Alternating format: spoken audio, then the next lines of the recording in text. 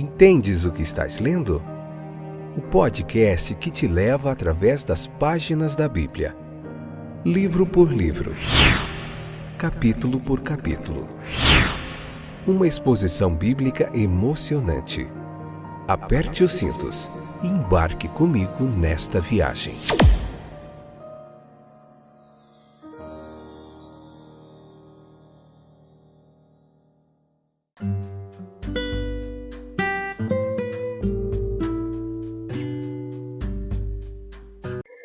Olá, meus queridos companheiros de viagem através das páginas da Bíblia. Eu sou o Fábio e esse é mais um excepcional episódio do podcast Entendes o que estás lendo. Hoje, Mateus capítulo 21, parte 3, episódio de número 661. Estamos na 8ª temporada e é joia demais poder estar aqui com vocês. Tudo bem? Tudo jóia? Vocês têm desfrutado da presença, da bênção, da graça do Espírito Santo de Deus? Espero que sim. Satisfação imensa tê-los aqui. Obrigado pela sua audiência e pela sua paciência. Hoje nós vamos falar do tipo de árvore do hipócrita. Nós temos estado aqui durante alguns anos compartilhando com você muito da palavra de Deus e é com muita alegria que fazemos isso, porque essa é a nossa chamada, esta é a nossa jornada. Mateus capítulo 1, versículo 19, te convido para que você leia o capítulo 21 do livro de Mateus e depois vem para cá, convida mais gente e vamos juntos nessa jornada através das páginas da Bíblia. Veja que Jesus não encontrou nada ali naquele tipo de árvore do hipócrita, apenas folhas. As tentativas de explicação da condição dessa figueira nos confundem.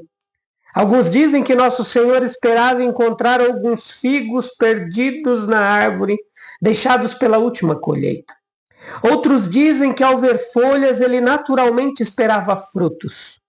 O que está claro para nós é que o Nosso Senhor nos ensinou por ações simbólicas. Há parábolas faladas, parábolas encenadas, e ambas foram usadas em todos os ensinamentos de Jesus, especialmente nos ensinamentos daquelas regiões ali orientais. Muitos faziam uso dessas figuras de linguagem. Ambas foram usadas também por Nosso Senhor. Toda sugestão de que Nosso Senhor estava pessoalmente aborrecido com o fracasso da árvore deve ser cuidadosamente eliminado por nós. Com o gênio do professor, o Nosso Senhor imediatamente viu e aproveitou a oportunidade para dar uma lição objetivamente impressionante, que ele completou consumando imediatamente, que foi a destruição da árvore. A árvore deve ter estado doente ou teria dado frutos. Sua destruição era certa. A árvore não pecou por estar doente ou não ter frutos, mas o professor ele pode considerá-la como representação de alguém que peca ao fazer uma demonstração externa, olha só, que não tem bondade correspondente dentro de si. O Nosso Senhor apenas tomou animais ou árvores para ilustrar os julgamentos divinos. O que o Nosso Senhor ensinou foi a certa condenação do hipócrita. Cristo nunca falou tão severamente de alguém quanto dos hipócritas. A falta de sinceridade era a falha mais pessoalmente ofensiva a ele. A árvore parecia representar um hipócrita, tinha folhas, havia uma bela aparência exterior. Parecia dizer: venha a mim se estiver com fome, eu posso revigorá-lo. E quando Cristo veio, ele descobriu que as folhas eram tudo o que tinha para dar. Seus pensamentos estavam muito ocupados neste momento com os fariseus, que estavam fazendo uma exibição externa de piedade superior, mas não tinham piedade de alma, abrindo seus corações para lhe dar boas-vindas. Talvez Nosso Senhor quisesse retratar Judas Iscariotes. Bela aparência como qualquer discípulo, mas de coração podre. Que os fariseus aprendam que Judas aprenda, que os discípulos aprendam daquela figueira. Ela está morrendo. Cristo acelera o processo de corrupção e ela morre em um único dia. O hipócrita também está se corrompendo. Ele está sob a maldição de Deus. Não há esperança nessa vida ou na próxima para o homem que é conscientemente insincero.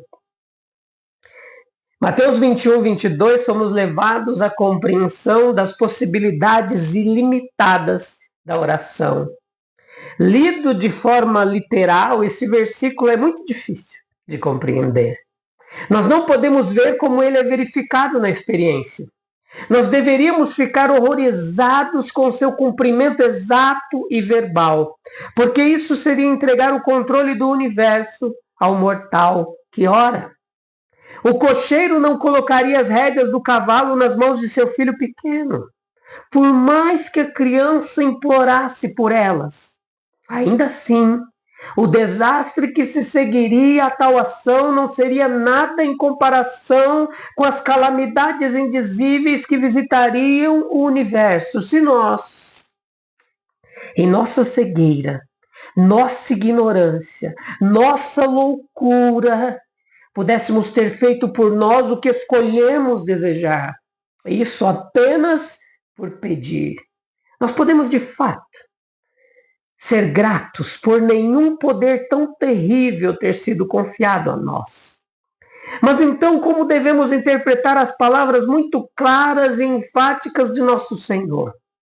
É a fé que dá eficiência à oração. Muitas orações são absolutamente vazias e inúteis porque não são levadas sobre as asas da fé. Elas rastejam nas névoas terrestres da descrença e nunca veem a luz da presença de Deus. A conexão dos versículos parece implicar que foi sua fé que deu a Cristo poder para trazer condenação à figueira estéril. Versículo 21. É razoável supor que Deus dará muitas coisas àqueles que confiam nele, as quais ele negará às pessoas que não confiarão nele. Em todo caso, a apresentação da fé como uma condição da oração que deve ser respondida mostra que é absolutamente inútil praticar um experimento com a oração, testando sua eficácia para dissipar dúvidas. O propósito do experimento e os fundamentos sobre os quais ele é feito pressupõe a ausência de uma condição essencial para uma oração bem-sucedida. Portanto, se a oração for ouvida, como Cristo nos diz que é, tal experimento está fadado ao fracasso. Nós queremos fundamentos para a fé, mas não podemos encontrá-los aqui, ou melhor, não podemos ter nossos primeiros fundamentos aqui. A resposta à oração, sem dúvida, confirmará e fortalecerá a fé que motivou a oração. Mas deve haver essa fé prévia. A oração da fé, ela tem eficácia ilimitada.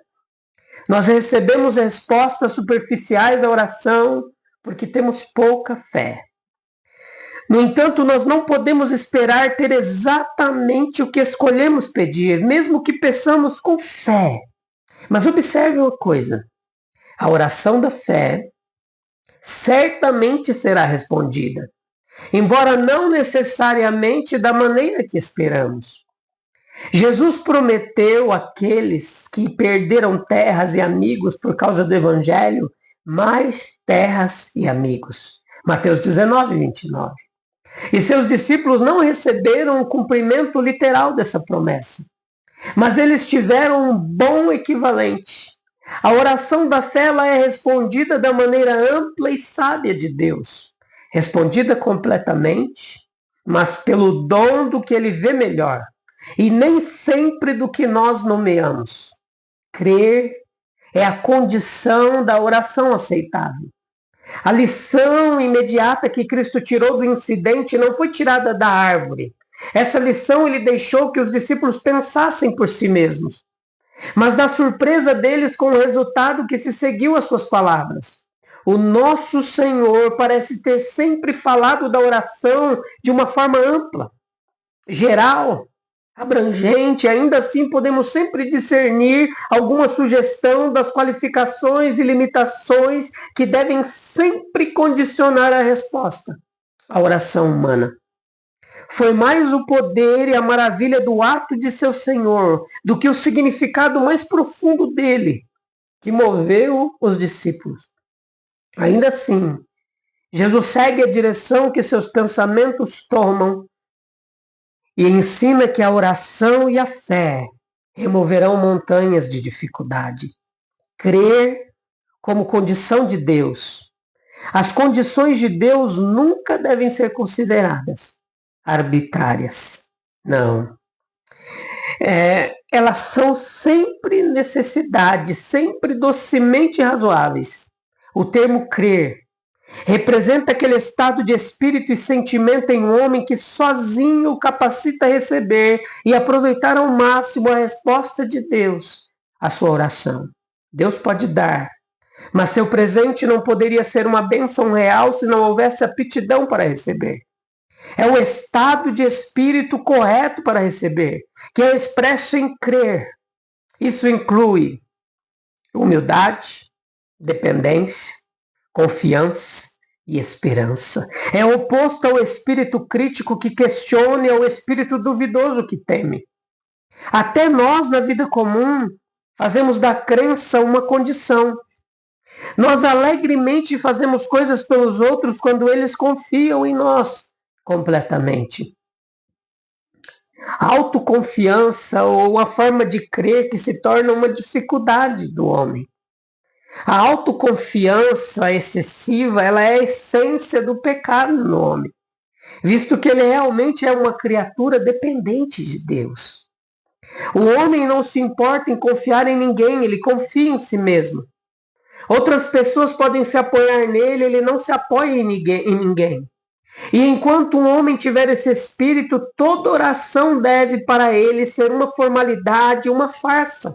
Porque a oração é a expressão de dependência que ele não sente.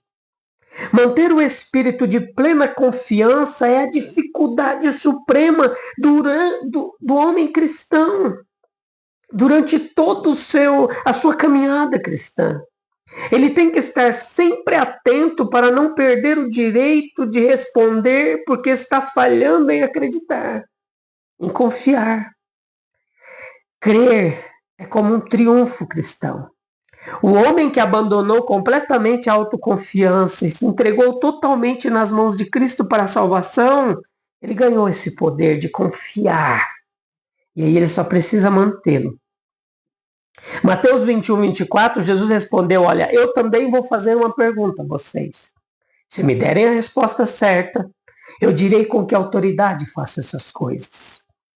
Aqueles que vieram a Cristo nessa ocasião eram distintamente oficiais, representantes do Sinédrio, do conselho que reivindicava e exercia autoridade em todos os assuntos relacionados à religião. Diante de seu tribunal, falsos profetas eram acusados. Ele lidava com questões de doutrina e, quando surgia a ocasião, podia exercer as funções de um conselho.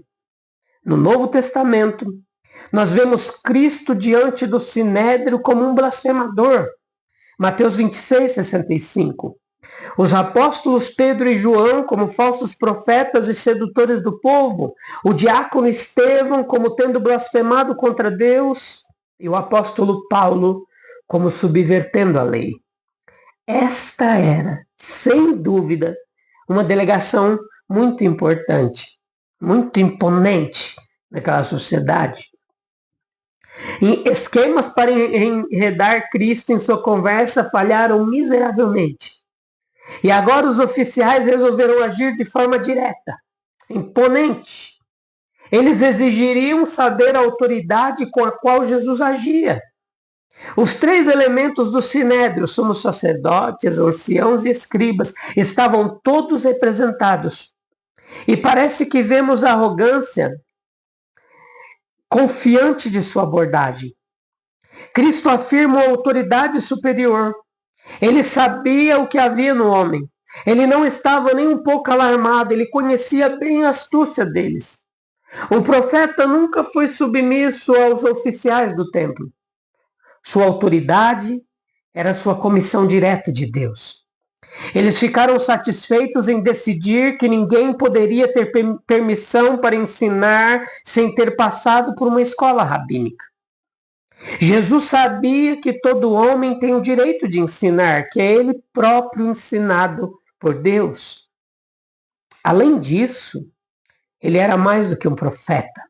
Ele era, no sentido mais elevado e sagrado, o Filho e enviado de Deus.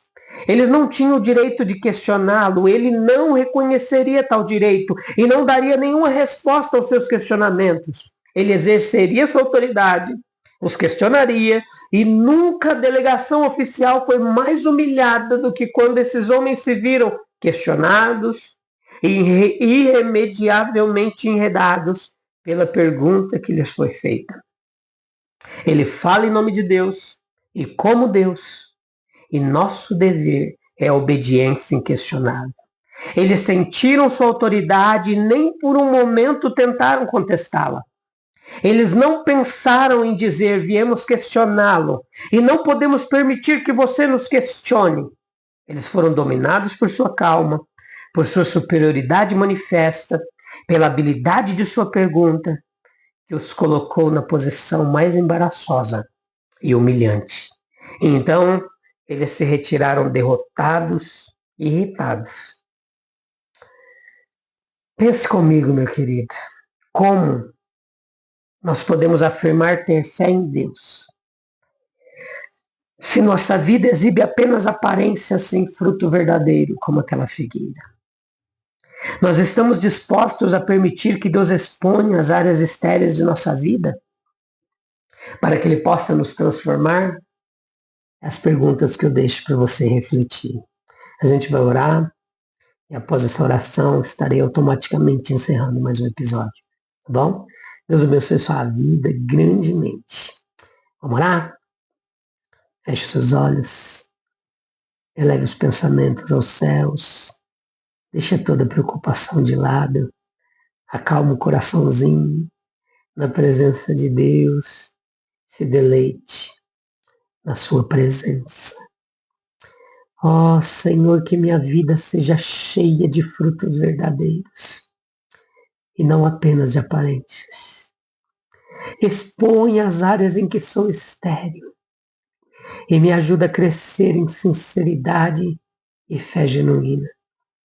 Que eu nunca me acomode na hipocrisia, mas viva para te honrar, mostrando o amor e a graça que recebi de ti. Amém, amém e amém.